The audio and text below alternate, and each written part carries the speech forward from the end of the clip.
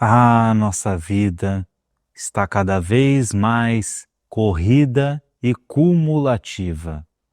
Passa diante dos nossos olhos e sentidos cada vez mais informação, detalhes e uma quantidade absurda de acontecimentos ao mesmo tempo, que deturpam o nosso foco, a nossa atenção e vão levando pouco a pouco a nossa tranquilidade embora. Mas você já parou para pensar de tudo isso que nos rodeia, o que realmente nos pertence? Olá você, seja mais uma vez muito bem-vinda, bem-vindo ao nosso canal.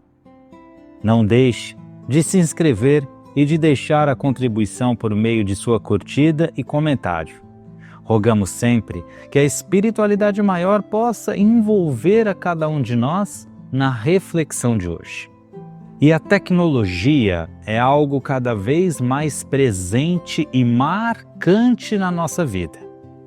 A grande maioria de nós hoje não vive sem um celular, por exemplo.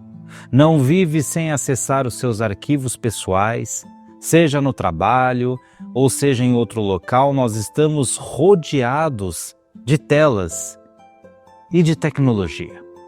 O que antigamente era tido como opcional, hoje é obrigatório. Aquele que não detém a tecnologia às suas mãos já é considerado defasado e fica um tanto quanto desconectado, distante do que acontece ao seu redor e no mundo. Virou mandatório termos um perfil numa rede social, nós termos um WhatsApp, nós termos aí cada vez mais conexões. Sem isso, parece que nós não vamos crescer, não conseguiremos viver. O mesmo se deu por meio da religião também. Mas a gente já parou, ao menos um instante para refletir sobre o que realmente nós temos? E não estou falando aqui no sentido material ou espiritual. Quem é da tecnologia sabe, de uns tempos para cá, se tornou um costume utilizarmos a chamada nuvem. E o que é isso? É nós deixarmos de armazenar dentro da nossa casa, por exemplo, aqueles dados, aquelas informações que nos são próprias, para que possamos guardar em um outro local. Vamos a um exemplo para ficar bem claro. Quando você acessa o seu celular, por exemplo, é muito comum que depois de umas fotos, vídeos, etc., ele fique com problema de armazenamento. É como se fosse uma gavetinha em que não cabe mais papel nenhum. E aí, você receberá possivelmente uma oferta para guardar aquela papelada, aqueles arquivos todos em um outro lugar que eles chamam de nuvem. E aí você faz isso e desocupa então a gaveta da memória interna do seu celular para tirar mais fotos, ter mais músicas, documentos e assim por diante. E isso se tornou cada vez mais comum porque é prático mesmo.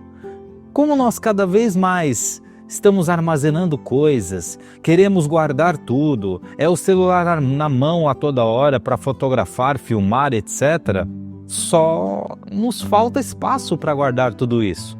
E aí é quando chegam as grandes empresas e nos oferecem espaços astronômicos disponíveis, por um preço bem acessível ultimamente. E aí nós vamos enviando tudo aquilo que nós temos para a nuvem.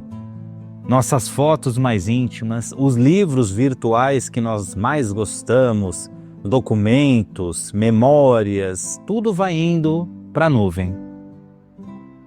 É fato que quando armazenamos esses mesmos arquivos no nosso celular ou computador, se esse equipamento apresentar uma falha, nós estamos sujeitos a perder todo aquele armazenamento.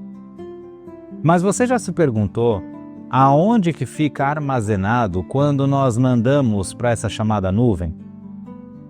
Pois é, a estrutura física por trás desta nuvem pode estar muito mais longe do que nós pensamos.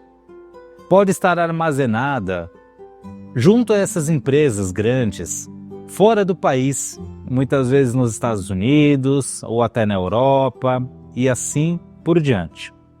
São locais de armazenamento específicos, alguns deles submetidos a uma rigorosíssima questão de segurança, outros subterrâneos e assim por diante.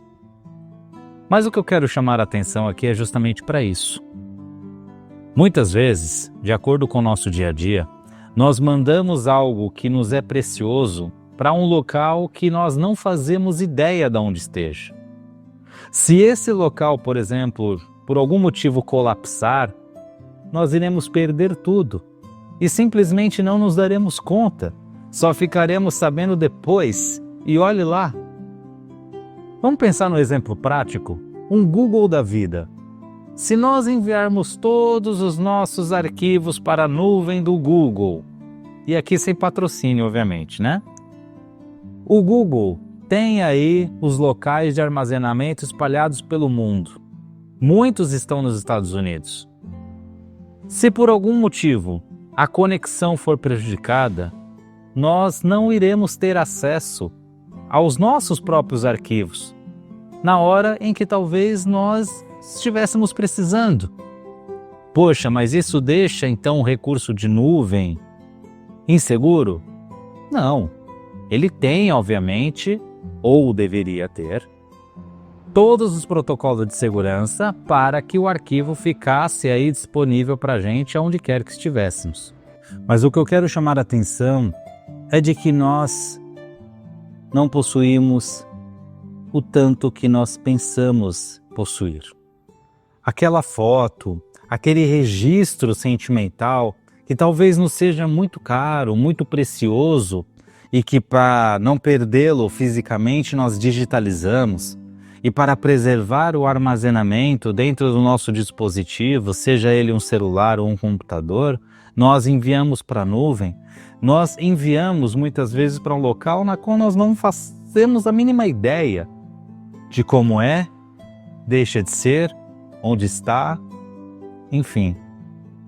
É engraçado como, ultimamente, apesar de nós sofrermos aí de uma era da infobesidade, vejam só, de consumirmos tanta informação que somos incapazes de processar tudo, no fim das contas, essa reflexão nos leva a entender que muitas vezes quando nós pensamos em ter tudo, nós não temos nada.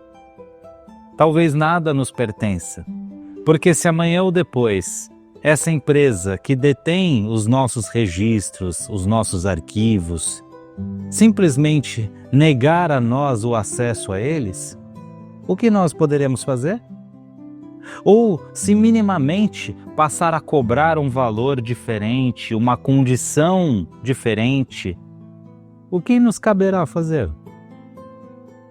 Isso só nos mostra de que nós realmente não somos donos de nada ou de quase nada daquilo que pensávamos ter a propriedade. Sentiu aí uma similaridade grande com o nosso corpo físico? Pois é.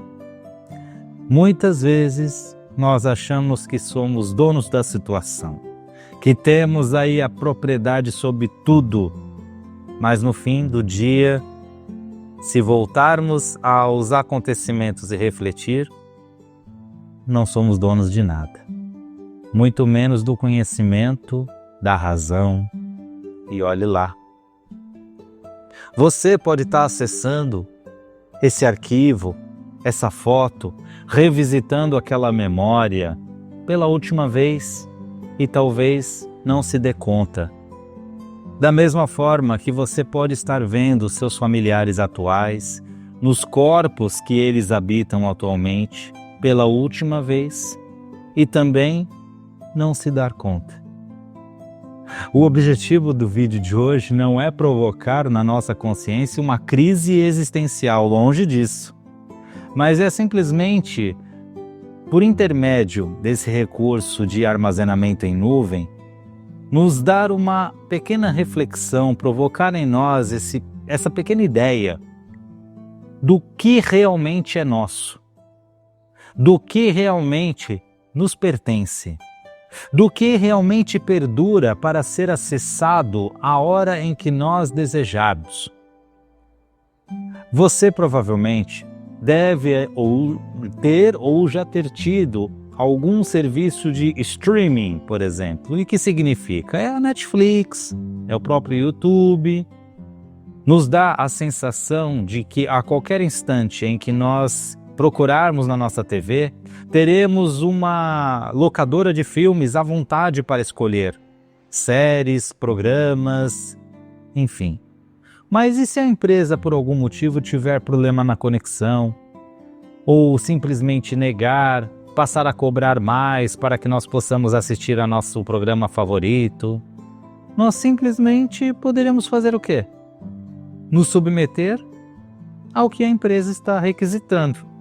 Podemos brigar, etc., justificar, mas no fim das contas, isso só prova que o nosso entretenimento está todo com eles. Nem isso nos pertence. E olha, muitos de nós dependemos aí de um filminho, de uma série, para passarmos o final de semana. Percebam, olhemos ao redor. Cada vez mais nós somos assediados por informação, mas cada vez menos nós temos coisas. Cada vez menos temos o que podemos chamar de nosso. Detemos ultimamente muito pouco, na verdade. Não somos donos de quase nada, mas agimos como se fôssemos proprietários de tudo. É um paradoxo, é uma contrariedade muito interessante.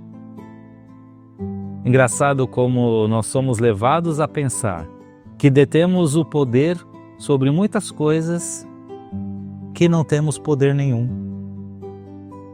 E o mesmo vale, reforço paralelo, com a nossa vida física e espiritual. Imersos na materialidade, nós pensamos que detemos aí o conhecimento sobre muita coisa. E no fim, não detemos nada. Somos levados a crer que temos muito mais virtudes do que defeitos. Mas coloca num papel aí cada uma dessas virtudes e cada um desses defeitos. Perceba como é muito mais difícil escrever os defeitos do que as virtudes. Só que a pessoa que convive com você vai listar o contrário, colocar muito mais facilmente os defeitos em prol das virtudes. Temos uma ideia realmente desfocada de nós mesmos. E esperamos que, com o auxílio da doutrina espírita, com o auxílio da nossa reforma interior, nós possamos nos conhecer mais e realmente termos de forma mais elucidativa aquilo que nos compete mudar, aquilo na qual realmente somos donos, e deixar do lado de fora aquilo que realmente não vale a pena gastar energia, atenção, tempo, para que realmente possamos nos concentrar naquilo que importa. E vamos nesse instante juntos vibrar. Porque sim, as vibrações, nós temos o poder, porque é um desejo e um pensamento que parte de nós.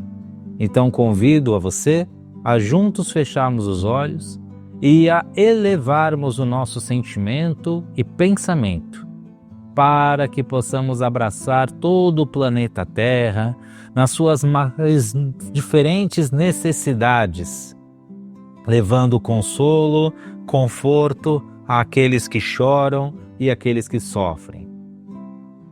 Vibrando igualmente pelo nosso país, o Brasil, rogando muita força e amor aos nossos irmãos que estão nas ruas, doentes, muitas vezes abandonados em orfanatos, asilos, os encarcerados, Vamos envolver a nossa casa, mentalizando Jesus ali presente, iluminando cada cômodo, distribuindo seu amor para todos os nossos familiares. Vamos vibrar por aquela pessoa que nós sabemos mais necessitar dessas energias. E vamos vibrar por nós mesmos, que tenhamos cada vez mais ânimo, boa vontade, disposição de aprender, de nos modificar, de crescer. Que possamos imaginar Jesus agora, com as suas mãos sobre nós, derramando-nos o seu fluido, a sua energia, a sua luz, que vai tocando e vai fortalecendo, vai mudando o nosso corpo. Que possamos abrir o nosso coração, imaginando Jesus igualmente iluminando os nossos sentimentos. Que o Mestre possa também colocar sob esses recipientes com água que preparamos aquela substância, aquele elemento, aquela dose a mais de amor, para que ao ingerir possamos também nos sentir renovados. E nesse instante, nós vamos abrindo espaço no nosso coração para agradecer. Agradecer por mais este momento de reflexão e de união, em nome de Jesus. E com pensamento em Deus, nós juntos rogamos. Graças a Deus. Muito obrigado a você que acompanha o nosso canal, que está conosco. Reforço aí os votos para que você não deixe de dar a sua curtida. É gratuito, basta aí clicar no botãozinho e nos ajuda demais. Eu me despeço por aqui, rogando que Jesus sempre nos abençoe. Um grande abraço. Tchau!